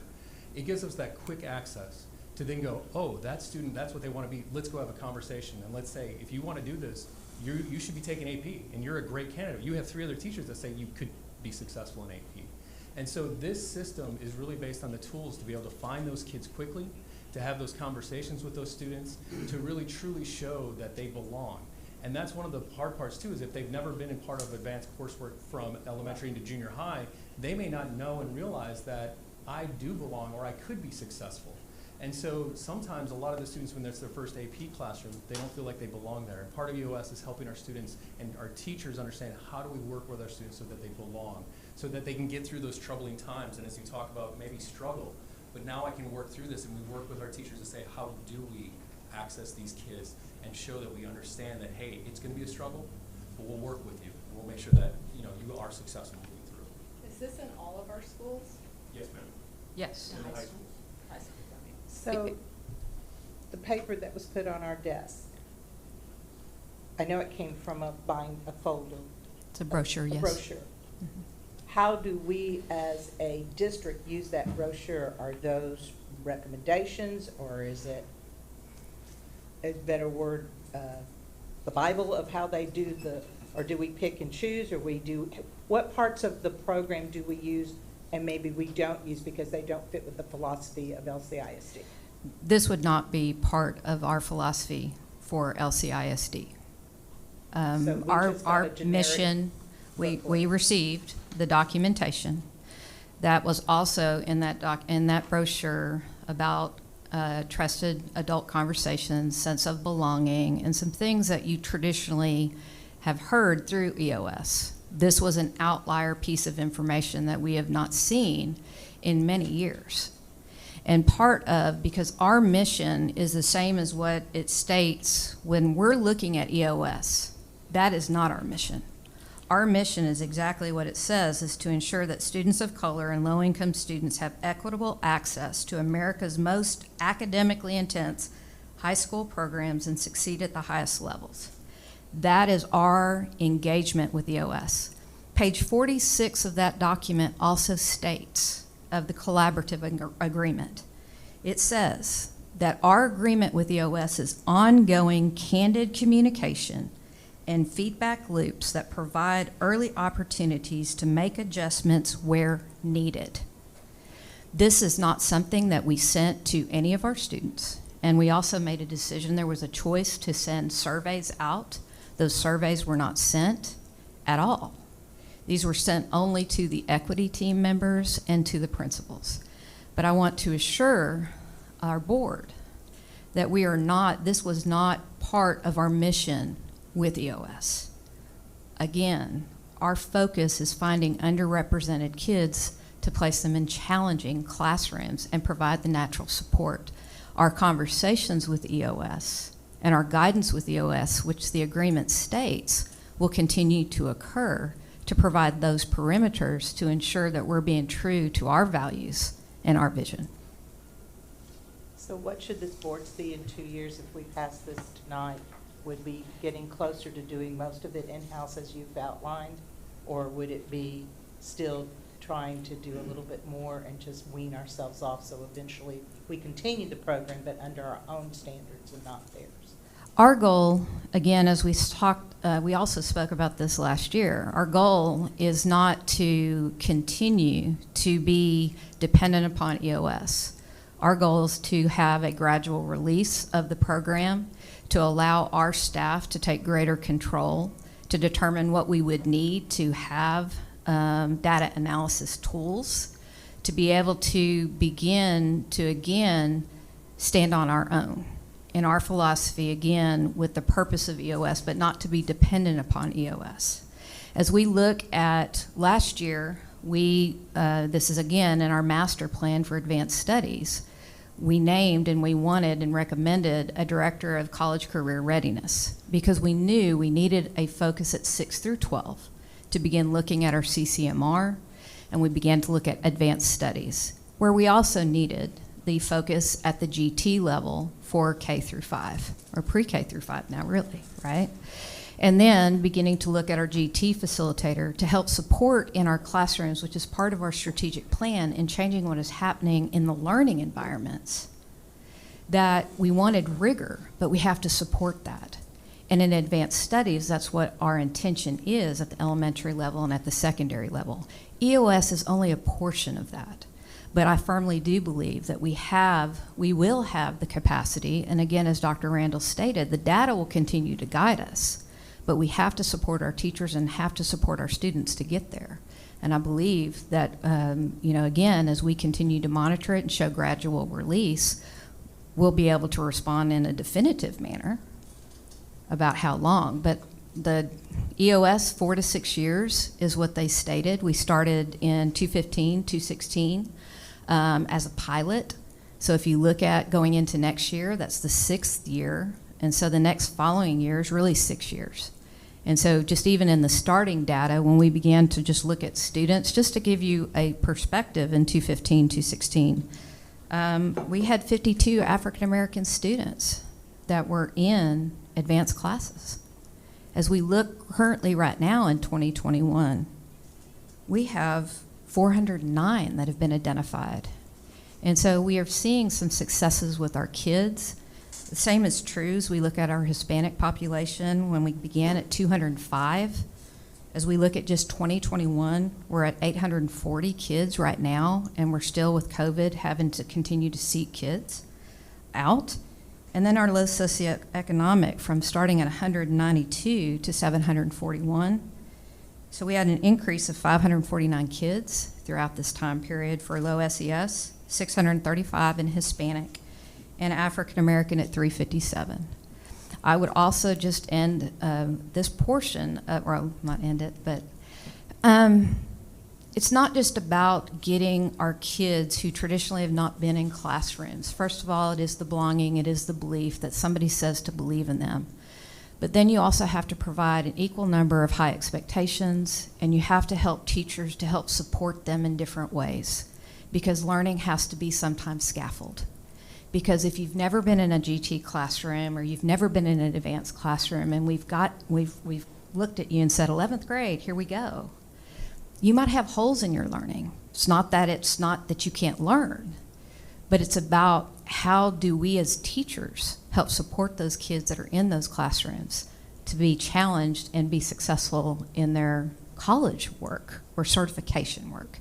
And that is our goal. But teacher support and our staff helping teachers to support those kids and support them in instructional strategies is part of our advanced studies department.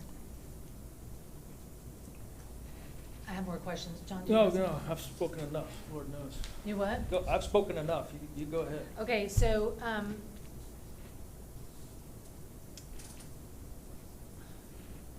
let's see. Somebody mentioned, I forget who it was at this point, that we would lose a lot of these students over a year, but we already know who those students are, and we're already working with them, correct? I do not recall. Somebody said if we wait a year or we don't include that year, we're gonna lose a lot of these students. I think maybe Dr. Randall said that. So we have access to data of the students that completed that information. And so going through this year, then we'd have a blank spot of the students. We wouldn't have the updated information of our students coming into freshman year, sophomore year. So we don't have any way to get that ourselves. Well, if you're looking at the survey, again, it's owned by EOS. And we know what the survey looks like, correct? Yes. We've seen it for 5 years? Yes. So we could come up with something on our own. But again, you have to understand, development of a survey takes time because of validity and reliability and development of it so that it measures what we want it to measure, and we can't copy EOS's survey. Well, and like John pointed out, Mr. Welch, even if it's not 100% comparable exactly to what this organization does, we can still do the insight cards, we can still do some type of survey on our own. We still have the staff that are the ambassadors, we still have the student ambassadors, so we can still do something comparable while we're working in-house, correct? I think it's a very complex answer that I cannot tell you yes or no on that, Mrs. Williams. We can do insight cards ourselves, correct? We know what This they is look a like. the system that we're using is very complicated. The proprietary data analysis and data profile that they are utilizing, it's not just about getting the reports. The reports are generating to make connections. And I could not tell you, again, it's not a simplified response to say, yes, we can, because the system is so complex. The And other it is night a you said yes to all but one of them. I said it was possible. Right, and so. However, Yeah. possible I as we. think one of the things, as far as if you created an insight card that had the same type of information on it, and it was similar to theirs, that's where the problem comes in. Then we're gonna have to eventually create our own anyways, correct? As we continue to navigate, we're going to have to continue to look at systems, surveys, So we have data we're gonna analysis have to to do it on be our have to own do anyways. eventually. Okay, so my thing is, we know we're a fast growth district, and you've said all these numbers have increased and increased and increased. I think the value would be best spent in going ahead and having in-house and people that can also share other tasks as well that may be necessary, Okay. versus spending money on this that we won't own, and then we're gonna have to do all this anyways eventually. So I know you said on Tuesday, it's gonna take us through the summer. We've already identified the 10th, 11th, and 12th grade, so it'd be something to work on for the 9th graders. And we could come up with something over the next 3 months to possibly, they have some type of system, I know that we would have some idea. And I believe that Ms. Troutman has worked in EOS programs before, correct? She has not worked with She had her EOS. from her previous employer. She has had didn't work in experience EOS? with EOS, but I do Okay. not believe it was not working with the EOS I'm not company. saying that, but she worked in that same environment, so she has extra added experience as well from her previous employer, correct, on doing the same system? Not at our level. Yeah, no, I would say that in her former district, they used EOS, and then they stopped using EOS in her last, I believe, 1 or 2 years in that district, and then she came here. Okay, And so she she's worked- already she worked in a familiar with district it. That had EOS, yes. Okay. So we're gonna spend the money anyways. Are there any white students in this program? Yes, there are white students that are also low socioeconomic. Okay, so how would this resource not be a division or a concern for those students to know that this is part of the program that we're using? And how would it not be divisive? A teacher could choose to use this. Whether it's with our philosophy or not, we have paid this company to come in and encourage or recommend, it says recommendations, that our staff that are privy to the lives of our students, whatever color they are, it's gonna look different for each of these students to hear this information. This group was supposed to identify those in the AP, and they have taken it a step further.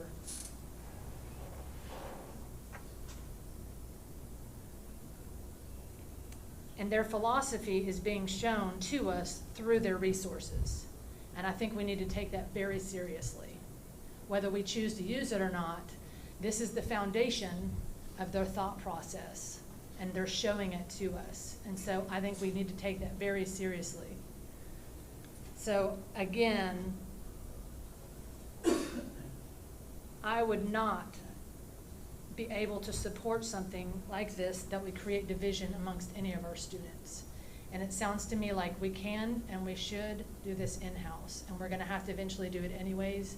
And I think it's important that we support all of our students and not create any unnecessary division by partnering with an organization that their philosophy and they're okay with this. So that's my final thoughts. Mayor? I don't really have questions, I just had some discussion. So it seems to me that there's two different issues here. So the first is this resource that was provided in one of the brochures put out by Equal Opportunity Schools, and whether it aligns with our principles. And the second is whether this is something that we can do in-house, cheaper, better, whether we need to accelerate the process. And those seem like two very different issues. So I want to take the first one. So I understand this is not something that was going to be provided to teachers, that there was an optional survey that we didn't participate in. But Alex, can I say something real fast? This was provided. This did go out to our staff, correct? This went out to the equity team members that are staff members. Which includes who? There are equity team members of teachers at different campuses that serve on the equity team that have been working with EOS through the time of the partnership. Okay, And sorry. that is who Just to be received clear. it, but did not go to the entire staff Okay. and or students. So the way I see this is an optional resource that was in and I printed out the full brochure. It was, 15 pages long or something like that. Something that the district decided that it didn't want to pursue during distance learning. This is not something that, for me personally, offends me. What this document is saying is it's providing an optional resource to schools that choose to utilize it to provide strategies to support their students of color and to confront white nationalism in the student body. EOS's job is not just to identify students of color that could potentially be successful within our AP classes, our dual credit classes, whatnot, but it's also to provide resources to the staff members so that way they can continue to lift up those students that were identified. They could do well in the AP courses. White nationalism it's something that I think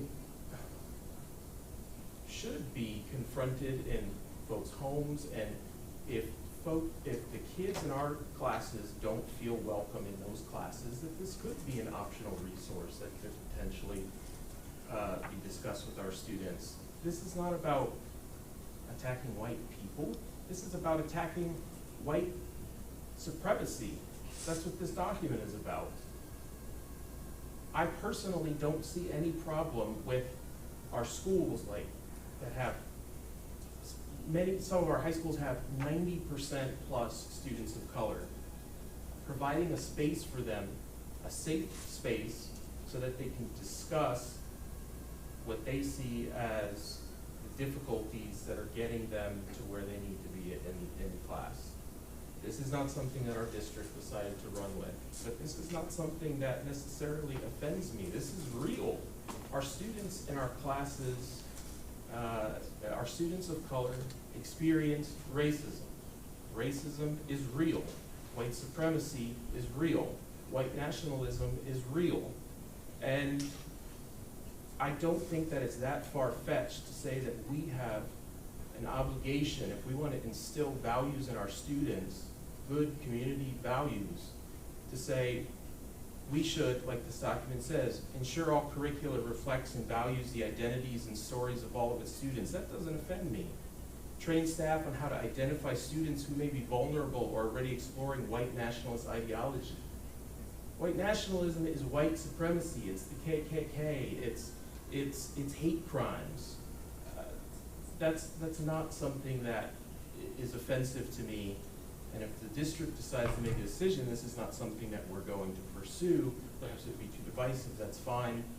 But I don't want to ignore the fact that there are students that, with this program, we're identifying students that potentially could be first-generation college students. They could be first-generation high school graduates. They're being asked, because they're identified by this program, to enter an AP class. And it's not that far-fetched to say that they could walk into a classroom in Fulshire High School and they can, for the first day of class, say, I don't feel like I belong here.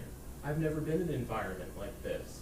I need to have a trusted adult that I can talk to that would be able to walk me through how this works. Have you been through the same experiences with me?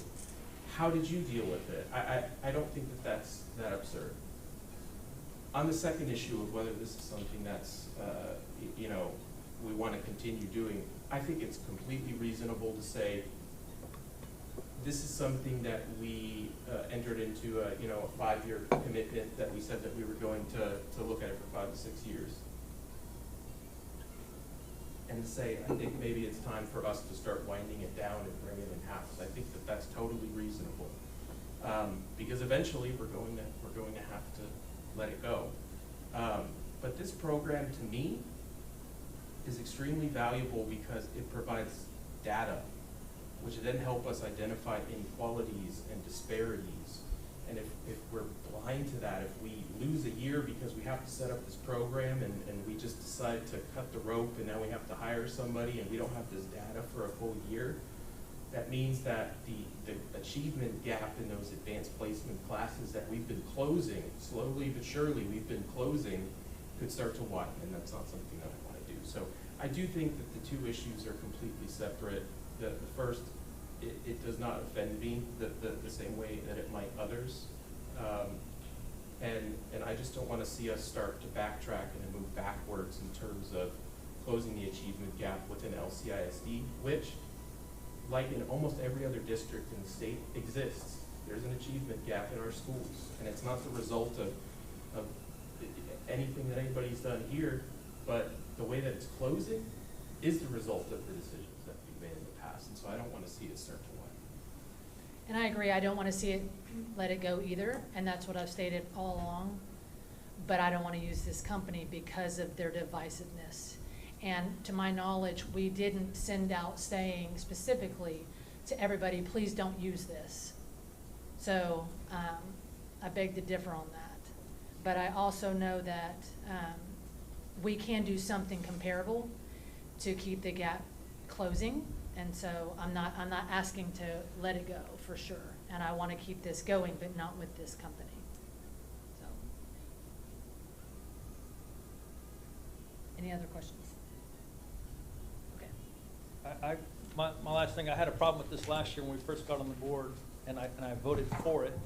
One of my biggest issues is how they're sharing the data, and I know much of it is de-identified. There is a provision in the contract that allows for an exception to de-identify, and that beyond the life of this contract, it obligates us at their request through, I think, the year 2026 to continue to provide some of that data de-identified. So I don't, I have a hard time supporting this as well. Anybody else? One final thing. Do we have a way that we could start, like, moving towards some kind of a shadowing where we could start moving to where we can do it on our own? I mean, is there a way we could, I don't know how to turn the. That's what I asked too. Turn the, you know, We, I mean, we have to get to a point or we'll continue on it forever, you know, I mean, there has to be a way to turn the tables, you know? but didn't you say that you felt like if we did this by the next 2 years, we could be in the position that we would not need them anymore because we would have done our 6 years and be done, correct? And that, knowing that's coming up, it would give you time and budget money to be able to fund. I just wanna be prepared. Yeah, because this adds enough, you know, more money than what they're asking for, and if we know that's coming down the pike, that gives the budget needing that we're gonna need to hire people I think, within another year to start working. I think, Ms. Brunzell, we could put together a definitive plan. It'd be good to to have where something we that would we're be actually transitioning. Right. we're gonna I follow think it. if we had seen that, that makes this more, knowing that we're about ready to cut the ties. When you look at, and I'll just close with this, when you look at the contract that we have proposed, we have limited, again, we are weaning from the consultants. And then at the second year, it is more of a community and engagement with the different teams on the campuses and then different school districts that might be also invested in this work, with very limited involvement from the EOS side other than the data system that they have. Just the main event. Yes. Okay. Thank you. Call for the vote. Okay. So, I don't know what I'm doing here. I called for the vote. Call for the vote. All in favor? Okay, so all in favor, say aye. Aye. Okay. There's 1, 2, 3. Opposed, same. All opposed? Aye. Aye. Okay, so 3-2, motion carries.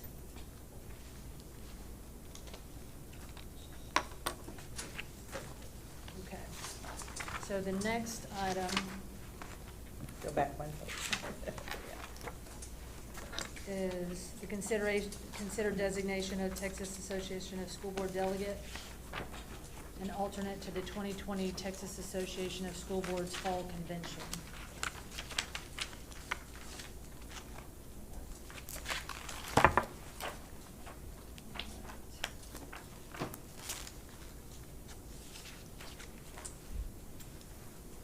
Do we have any nominations? I don't mind doing one or the other. I'll be there in or hopefully it won't be virtual, but we never know, do we, Dr. Randall? We don't. I plan to be there as well. Amy? I mean, I will be there, but I do not have to be a delegate or an alternate. I'd like to nominate John Welch as our delegate. Let me say something about that. Last year, I didn't know that the people on the board could go if they weren't the delegate or the alternate. I had no idea. You can go. I That's what would I have was saying gone last Tuesday year night. as a, fly on the wall. and Everyone listen. should go if they can. So It's- if this is an in-person conference that happens, sure. Well, should. as I If mentioned it's- on if it's- Tuesday night, they're thinking about a hybrid right now, so they won't know till later this summer for sure. If it's a all virtual on Zoom, I'm not gonna necessarily commit the time to take off of work to When is it do one. again? So October 2nd October through the 2nd. 4th. And it would probably be that Saturday afternoon of the conference. You wouldn't have to like do all 3 days because the delegation, the assembly is only one part of it. It's like a Saturday. I don't know how they would do afternoon. the vendor part because, Sure, You would- I'll be there. I'll be it. okay. And I was gonna nominate Alex as the, would you consider being the alternate? Okay. And then, let's see, Are there any other nominations? do I hear any other nominations? Okay.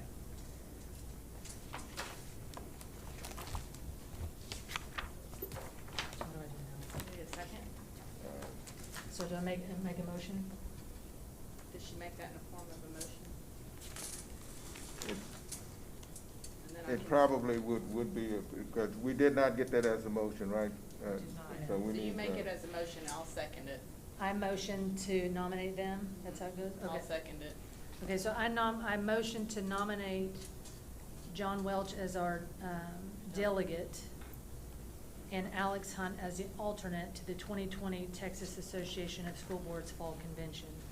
I second it. All in All, favor? all in favor, say aye. Aye. All opposed? Okay, motion carries.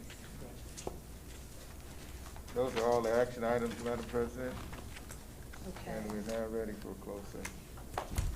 Okay, so it is 8:55. We're adjourning to closed session pursuant to Texas Government Code Section 551.071, 551.072, 551.074, and 551.082. The Open Meetings Act to discuss personnel, land acquisition, or consultation with our attorney.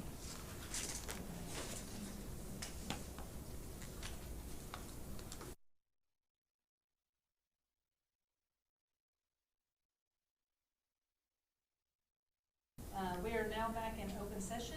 It is 9:39. We have a quorum except for, oh, Ms. Kaminsky and Joe Huberman. Are there any motions to be made? No motions? No motion. Are there any future agenda items that y'all would like to add for the August? I just, like, I know that we were gonna plan on discussing, the bond in August. Yeah. To have a bond workshop, but if we do have a meeting in July, time permitting, I'd like to see us have a discussion and just kind of go through some of the line by line on the bond items. I think that would be helpful. Okay, so, When is the exact date that we need to vote to get it onto? I think it's August 17th, or is it, to call the bond? On the 2021 budget? Bond. Bond. August 17th, yes. All right. So that it's on the That's what I thought, so, because we do have a meeting early August for the, so if we had one in July, we might be able to do half of that, but we might need to. So if we do so not, if we do, we will. If not, we'll. Well, You we wanna have a, add we it have a for- special one in August. I believe it's the 6th. We Talking will about the have, bond or the budget? The budget. I don't have a calendar. I think that we'll have a budget meeting that has a time requirement for you to take action on what's posted, and that is around the first week in August. That will be one bite at the apple, but I also feel pretty We have a sure. special board meeting August 6th. Yeah, that if you want to include it with a special board meeting, that's, we were talking about earlier, that's addressing what the transition team may ask the board for, then we could include the two. Because then we have the bond public, hearing, right? That is, It's about that one. there's not a, I thought we had a date in the thing, don't we have a date in the bond timeline? you know, you There's have, a public input hearing going for the Zoning. process. Oh, that's the zone. Yes, ma'am. Got it, So if not, it's in the special meeting, then we'll add it to the agenda for August. So, if there's not a special meeting in July, our time as a board to discuss and add and delete items from the bond is in August, is that correct? Correct. Is that what I understand? Is that a process that happens in one night, or is that a We process where we could have, can have, we wouldn't be able to add or delete until the actual regular board meeting, but we could have discussions on. At the workshop? At the A workshop where we could make inquiry and get information.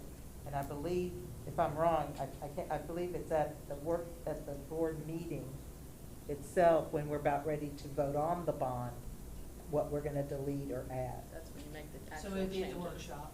At the workshop, you can do all the discussion, and then you actually make the changes right before you You, vote.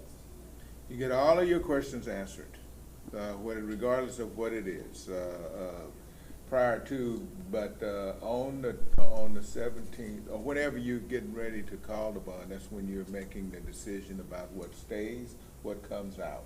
And then ultimately, what you recommend that night is then what moves forward to the public.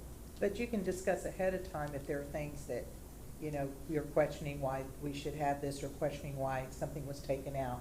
You can have those questions and give that information out that you're considering, but the actual making the motion for putting things on the bond would. It sounded like your concern with it, and it was the reason that I made the point, was that there's going to be enough time in between our discussions Answer all the and, questions.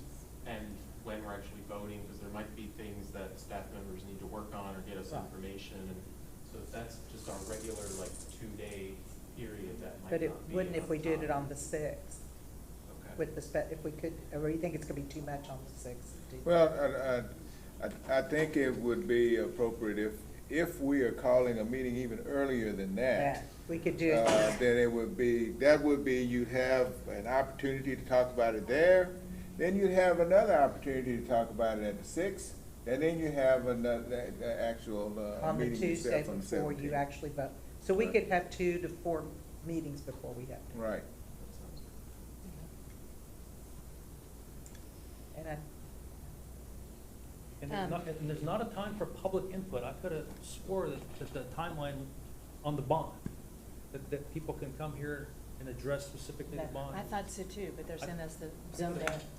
an open, yeah, I thought that was a 6:30 I could have sworn. on the I day. could be we wrong, vote. but I'm with you. I thought there was a public hearing as well. If there is, it might be something that occurs. In the boardroom. where- Yes, that typically happens whenever you call for the vote. For when you So, call for yeah, it. I think if folks I are think they thinking, just we do come. public input meetings for zoning and other things that are out in the community, and then we do public hearings Oh, here yeah, for in the the bond. boardroom. So there's not a public input meeting, but there would be a public hearing here For the during, bond. during a board meeting, right? It would be like. So if what's we the did it at difference? 6:30, and then you could do that, and then set, you know how sometimes we have things earlier than the actual board meeting? Yeah, so that would just be for the public to give Their In- input. at the public hearing.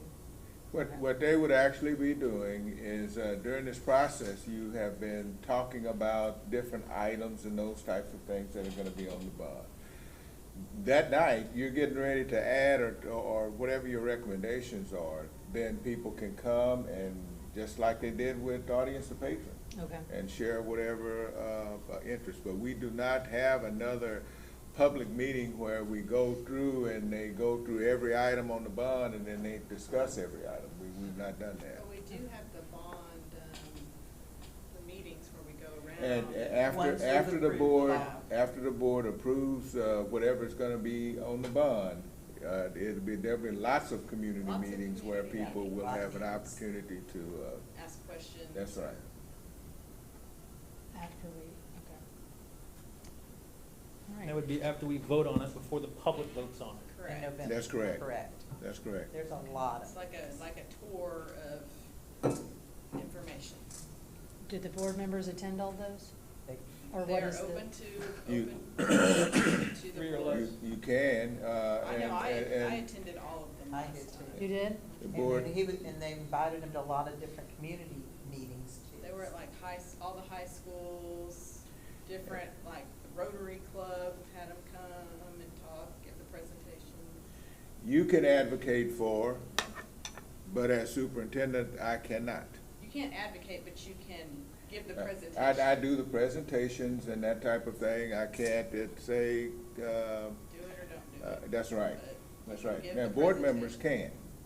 can. You have that, ability to do that.